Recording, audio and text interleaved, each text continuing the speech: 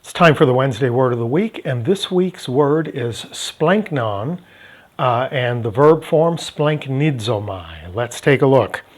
Splanknon, the noun, refers to the internal organs, the inner parts. If we go back and look at the Septuagint and read the passages in the Old Testament about the offering of sacrifices, there were organs that were always prepared on the altar for consumption as a part of the sacrifice.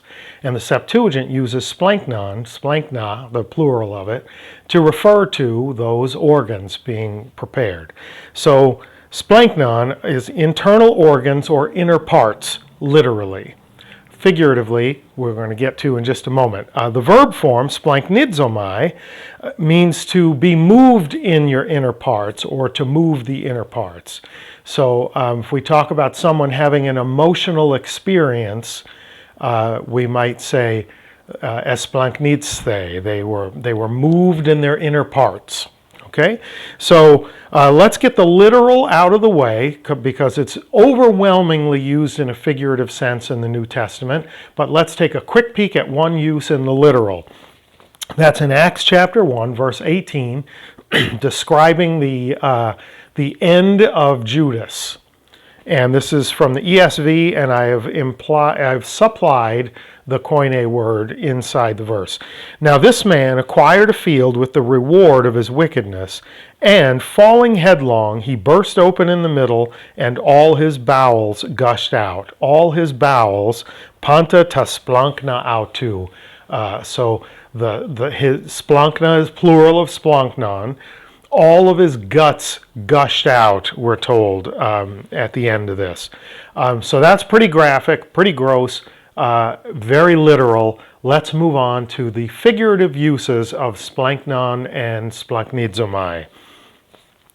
When we think about this term, the noun use, splanknon, is a lot like cardia, heart, or nous, mind. It's a stand-in for how a person thinks or feels, right? It winds up being a reference for the person's inner life. Your inner parts, your heart, your soul, your spirit, your mind. We use those as stand-ins for people. And the verb form is often used as a stand-in for love, mercy, or compassion. If you experience a movement of your inner parts, you're probably affected by mercy, compassion, love, sorrow, pity, etc. The German theologian Koster said that this word group concerns and expresses the total personality at the deepest level.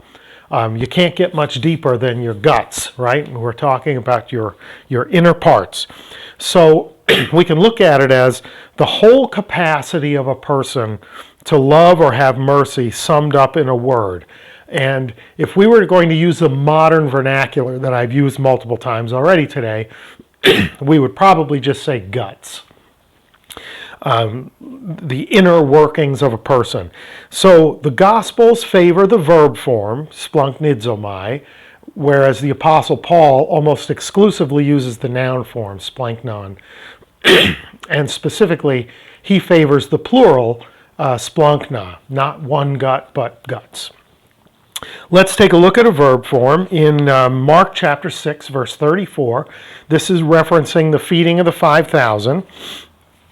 When he went ashore, he saw a great crowd, and he had compassion on them. Had compassion is explankniste ep autus. He was moved inwardly in the inward parts for them, because they were like sheep without a shepherd, and he began to teach them many things. So it's a description of having a compassionate disposition towards them. He felt deeply for them when he saw this crowd that appeared to him like sheep without a shepherd. Here's this huge crowd of people moving about without someone to guide them. So he begins to teach. He guides them. Why does he do this? Because he's moved in his inward parts toward them. He feels compassion towards them. Let's look at Paul's use of the noun to describe an emotional state or a representation of your being.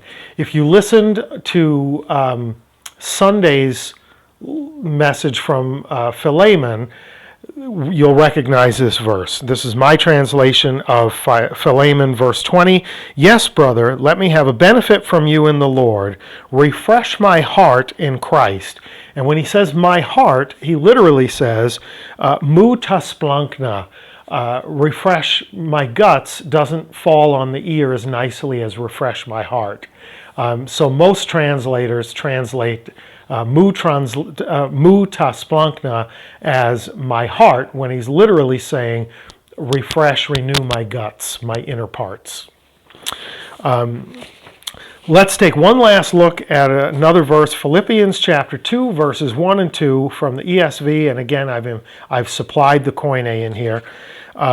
So, if there is any encouragement in Christ, any comfort from love, any participation in the Spirit, any affection, splankna, and sympathy, complete my joy by being of the same mind, having the same love, being in full accord, and of one mind. So he says, if you have any affection or sympathy, any splankna, any movement in your inner parts, let your love be complete. He's again using it as a stand-in for a favorable orientation. So today, I would encourage you with this great set of cognates, splanknon and splanknizomai, to do a personal gut check. Find somebody in your life that matters to you and go up to them and tell them, soy splanknizomai. I am moved in my inner parts. I have affection for you. Thanks for joining me for the Wednesday Word of the Week. If it's good for you, please like, share, subscribe, all that YouTube-y stuff. And until we see each other again, Karis Kai Reina Humin, grace and peace to you.